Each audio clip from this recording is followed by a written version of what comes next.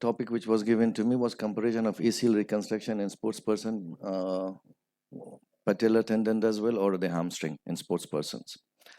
This study we were doing quite for a long time now. It's almost 5 to 6 years. We have collected almost 200 patients. So that's what I'm going to prepare. About ACL, I will not be talking because everyone knows about it. And so there is no need to go in anatomy. Yes, they are among the most common injuries which is occurring in among athletes, especially in our younger age group who are aspiring to become professional sports person.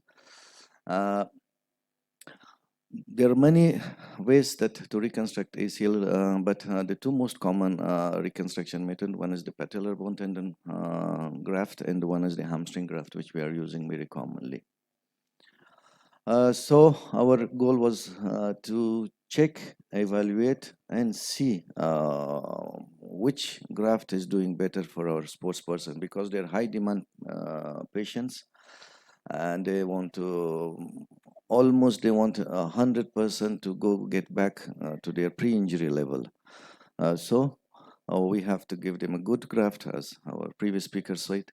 The size of the graft matters, the build of the patient matters. So this we have to take into consideration. This is our study. We did it on almost 200 patients, and 180 of them were available for full follow-up period. 95% we did the bone tendon bone graft.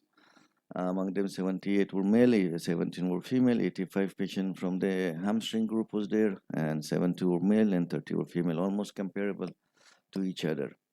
The age group which we included in this is between 18 to 40 years of age. Acute injuries, all of them.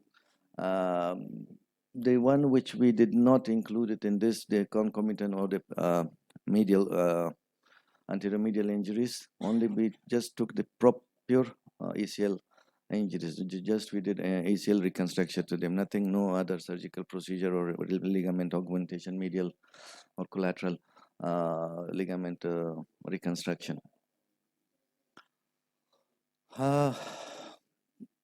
We used these two scores. One is the Kujala score, one is the Tinger score, to assess them functionally for follow-ups. This was done by our young consultants or the physiotherapists team. So it was kind of, you can say, blind study also. So they did not know that either they are hamstring patients or they are the ACL bone tendon bone patients.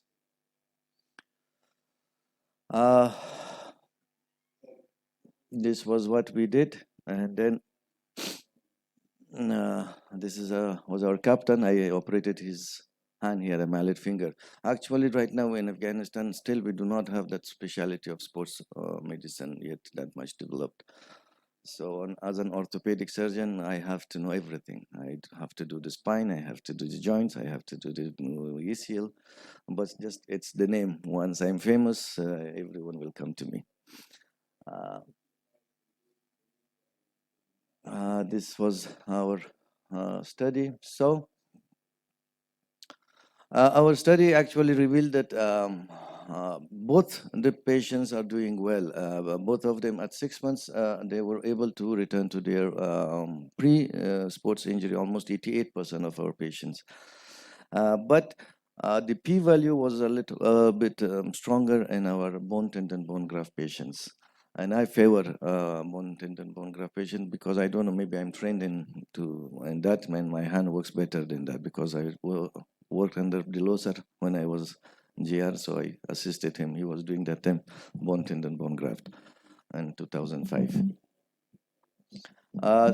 Still, both of them, they were doing it. Then we went and looked at the literatures. In the literature also, we found that there's no much significance in the results by either bone tendon bone graft or hamstring graft. The most important thing was the post-op exercise rehabilitation protocol, yes, psychological level of the patient, how you deal with that. That was, I think, in most of the studies which we read and found, this was the case.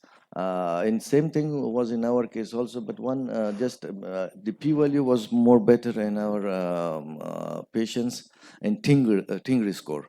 And Kujala score, it was same almost. And these are the studies which were done when we have literature which we have reviewed, and they have also do not reveal clear difference in effectiveness between the two surgical techniques. Thus, the graft site should be chosen based on the preferences of the surgeon and the patient. Of course, some patients, they don't want to do. Yes, one thing which we have come with, for the female patients, the hamstring graft is doing way better than for males. And the anterior kneeling, because especially the sports person, they try to, the knee pain, the anterior knee pain was a little higher in our patients with the bone tendon bone graft, comparing it to the hamstring graft. So, in conclusion, both groups were compared in the terms of age, body mass index, return to professional life. Our analyzed score were different between bone tendon bone graft and H2 group, just at initial last visit. Both groups were demonstrated improvement at 5-year follow-up according to the Kujala score and most categories of the Tingri score. The Tingri activity level score showed significant improvement in bone tendon bone graft compared to hamstring group. This is almost 5 years follow-up which we have of our patients. And before that, I would like to say my condolences to all our PGI group. Professor Gill's demise from here. He was my mentor, my thesis guide, and he was one of the most, I can say, the good human. I can, till I go to him, I will remember him. So our condolences to his family and to the orthopedic fraternity of Chandigarh. And thank you very much.